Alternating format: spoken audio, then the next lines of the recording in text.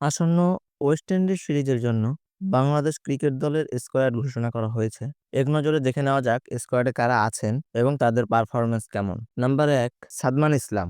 ২১ ম্যাচে ৪০ ইনিংসে ৭৫১ রান, সর্বোচ্চ স্কোর ৯৩, ৪টি হাফ সেঞ্চুরি আছে।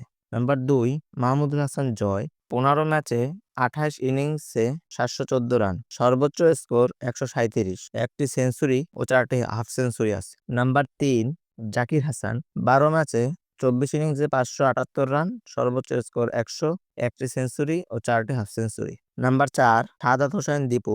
৪ ম্যাচে ৮ ইনিংসে ১১৮ রান, সর্বোচ্চ স্কোর ৩৮। নাম্বার ৫, মুমিনুল হক সৌরভ। ৬৭ ম্যাচে ১২৫ ইনিংসে ৪৩৫১ রান, সর্বোচ্চ স্কোর ১৮১, ১৩টি সেঞ্চুরি ও ২০টি হাফ সেঞ্চুরি। নাম্বার ৬, মাহিদুল ইসলাম অঙ্কন। ১ ম্যাচে ২ ইনিংসে ২৯ রান, সর্বোচ্চ স্কোর ২৯। নাম্বার ৭, লিটন কুমার দাস। ৪৬ ম্যাচে ৮০ ইনিংসে ২৬৯৯ রান, সর্বোচ্চ স্কোর ১৪১, ৪টি সেঞ্চুরি ও ১৭টি half century. Number ৮, Jaker Ali Anik. ১ ম্যাচে ২ ইনিংসে ৬০ রান, সর্বোচ্চ স্কোর ৫৮, একটি half century. Number ৯, Mehedi Hasan Miraz. ব্যাটিংয়ে ৪৯ ম্যাচে ৮৯ ইনিংসে ১৮০৬ রান, একটি সেঞ্চুরি ও ৯টি হাফ সেঞ্চুরি।